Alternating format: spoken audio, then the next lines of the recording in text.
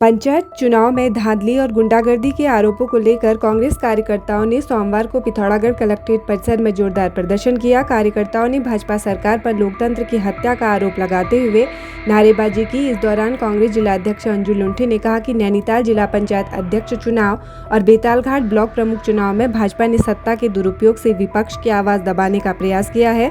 उन्होंने इसे लोकतंत्र के साथ खुला खिलवाड़ बताया। अंजू लुंठी ने कहा कि कांग्रेस कार्यकर्ता जनता के अधिकारों की रक्षा और लोकतंत्र को बचाने के लिए लगातार अभियान चलाएंगे। प्रदर्शन में बड़ी संख्या में पार्टी पदाधिकारी और कार्यकर्ता मौजूद रहे। हमने देखा कि किस प्रकार से इस पंचायत चुनाव में बेतालघाट की घटना आप लोगों ने सुनी, किस प्रकार से भाजपा के नेताओं द्वारा खुलेआम गोलीबारी की घटना की गई तथा नैनीताल की घटना जहां पर हमारे नेता प्रतिपक्ष यशपाल आर्या जी और तथा विधायक सुमित हितेश पर पहले उनके साथ मारपीट की जाती है, फिर उन्हीं के खिलाफ ही FIR की जाती है। ये लोकतंत्र की हत्या तथा विपक्ष की आवाज़ दबाने का प्रयास है, तो कांग्रेस पार्टी लोकतंत्र को बचाने का प्रयास करेगी। कलेक्ट्रेट सभागार में आयोजित जनसुनवाई दिवस पर मुख्य विकास अधिकारी डॉक्टर दीपक सैनी ने बड़ी संख्या में पहुंचे नागरिकों की समस्याएं सुनी। कुल 30 शिकायतें दर्ज हुई, जिनमें से अधिकांश का मौके पर ही निस्तारण किया गया।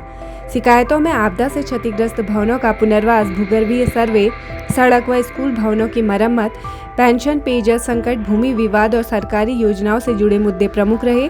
मानसून को देखते हुए CDO ने विभागों को अलर्ट मोड में रहने और क्षतिग्रस्त सड़कों, पुलों व भवनों का निरीक्षण कर रिपोर्ट प्रस्तुत करने के निर्देश दिए।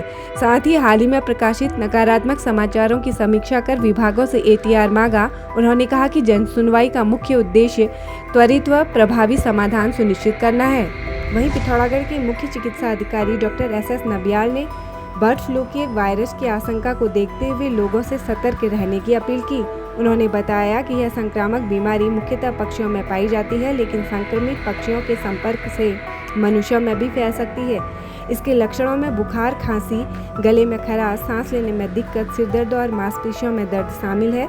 गंभीर स्थिति में निमोनिया हो सकता है। CMO ने सलाह दी कि बीमार या मृत पक्षियों को न छुएं, मांस, अंडे को अच्छी तरह पकाकर खाएं, पोल्ट्री फार्म की नियमित सफाई करें और हाथ धोने की आदत डालें।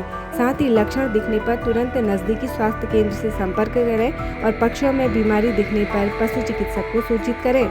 गंगोलीहाट महाविद्यालय में अखिल भारतीय विद्यार्थी परिषद का अनिश्चितकालीन धरना 18 अगस्त को भी जारी रहा। छात्रों ने जोरदार नारेबाजी कर मांगों पर शीघ्र कार्रवाई करने को कहा। आंदोलनकारियों ने BA की सीट वृद्धि, MA कक्षाओं की शुरुआत और नए भवन तक सड़क निर्माण की मांग दोहराई है। छात्र नेताओं ने चेतावनी दी कि यदि तुरंत निर्णय नहीं लिया गया तो आंदोलन जिले भर में फैलाया जाएगा। धरना स्थल पर छात्रों ने कहा कि अब अधूरा समाधान स्वीकार नहीं होगा। धरने में छात्र संघ कोषाध्यक्ष अमित वर्मा, नगर मंत्री गौरव बोरा, गौरव पंत, राहुल खाती, तनुज पांडे, करण कुमार, नेहा, अनुष्का व सलोनी मौजूद रहे। शिक्षा मंत्री धन सिंह रावत के खिलाफ कांग्रेस कार्यकर्ताओं ने जिला शिक्षा विभाग कार्यालय में जोरदार प्रदर्शन किया। पूर्व दर्जा राज्य मंत्री महेंद्र सिंह लुंठी के नेतृत्व में कांग्रेसियों ने आरोप लगाया कि भाजपा सरकार क्लस्टर प्रणाली के नाम पर जनपद के 138 स्कूल बंद करने की साजिश कर रही है, जिसमें करीब 10,000 छात्र छात्राओं को 5 किलोमीटर दूर पढ़ाई के लिए जाना पड़ेगा। कांग्रेस नेताओं ने कहा कि पूर्व में इंदिरा गांधी और राजीव गांधी ने देश भर में केंद्रीय और नवोदय विद्यालय खोलकर शिक्षा को मजबूत किया, जबकि भाजपा सरकार शिक्षा व्यवस्था को खत्म करने पर तुली है। कांग्रेस कार्यकर्ताओं ने चेतावनी दी कि यदि क्लस्टर व्यवस्था समाप्त नहीं हुई तो गांव-गांव जाकर आंदोलन किया जाएगा। 2 किलोमीटर के नज़दीक स्कूल खोलने का जियो कांग्रेस ने जारी किया था, आज वो धराशायी हो चुका है। प्रदेश की सरकार ने उन्हीं स्कूलों को कभी अटल आदर्श के नाम पर, कभी PM श्री के नाम पर और वर्तमान समय में क्लस्टर नाम दिया जा रहा है। उससे ऐसा लगता है कि जो पहाड़ की शिक्षा व्यवस्था है उसको चौपट करने में भारतीय जनता पार्टी की ये डबल इंजन की सरकार जुटी हुई है। कोतवाली पिथौरागढ़ में लगातार बढ़ रही चोरी की घटनाओं पर पुलिस ने बड़ी सफलता हासिल की। बीते दिनों हुई 3 चोरियों के मामले में पुलिस ने मुख्य आरोपी संतोष धामी उर्फ सनी धामी, उम्र 19 वर्ष, पुत्र मोहन सिंह धामी, निवासी ग्राम गलाती धारचूला को चंडाक रोड से गिरफ्तार कर लिया। आरोपी के पास से चोरी की गई 2 स्कूटी व 476 रुपए नकद बरामद किए गए। पुलिस ने जानकारी दी कि 1 अगस्त को बजेटी क्षेत्र स्थित मंदिर के दान पात्र को तोड़कर नकदी चोरी की गई, जबकि 14 अगस्त को जाखनी और खड़कोट क्षेत्र से 2 स्कूटी चोरी हुई थी। पुलिस टीम ने सीसीटीवी फुटेज खंगालते हुए आरोपी को दबोच लिया। पूछताछ में पता चला कि आरोपी पहले भी चोरी की वारदातों में शामिल रहा है और अल्मोड़ा जेल जा चुका है। उसके खिलाफ पहले से 5 मुकदमे दर्ज हैं। पुलिस ने जनता से सतर्क रहने और सीसीटीवी कैमरे दुरुस्त रखने की अपील की। पिथौरागढ़ जिला मुख्यालय के जाजरदेवल स्थित ग्राम खूनी का नाम अब बदलकर देवी ग्राम कर दिया गया है। लंबे समय से ग्रामवासी इस बदलाव की मांग कर रहे थे, जो आखिरकार शासन से प्राप्त स्वीकृति के बाद पूरी हो गई। नाम परिवर्तन की सफलता से पूरे गांव में हर्ष का माहौल है। ग्रामवासियों ने बताया कि गांव के ललित मोहन जोशी के निरंतर प्रयासों से इस कार्य में सफलता मिली है। नवनियुक्त ग्राम प्रधान इंदिरा जोशी सहित समस्त ग्रामवासियों ने गांव का नाम बदलने के लिए सरकार और शासन प्रशासन का आभार व्यक्त किया है। काफी लंबे समय से हमारे ग्रामवासी हमारे गांव का नाम बदलने के लिए प्रयासरत थे, जिनकी आवाज को आज सरकार ने सुना और हमारे गांव का नाम खूनी से बदलकर देवी ग्राम रखा गया, जिसके लिए मैं सरकार का आभार प्रकट करती हूं और साथ ही ग्रामवासियों को बधाइयां एवं शुभकामनाएं देती हूं।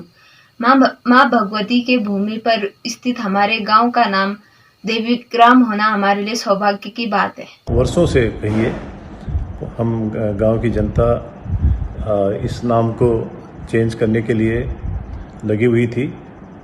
गांव के काफ़ी लोगों ने सरकारी पदों में जो लोग रहे थे और ज़िले के जो प्रतिनिधि थे सरकार में, उनसे यह मामला वर्षों से लटका रहा और आज धामी सरकार ने एक आदेश पारित करके अभी खूनी गांव का नाम बदलकर देवी ग्राम कर दिया है।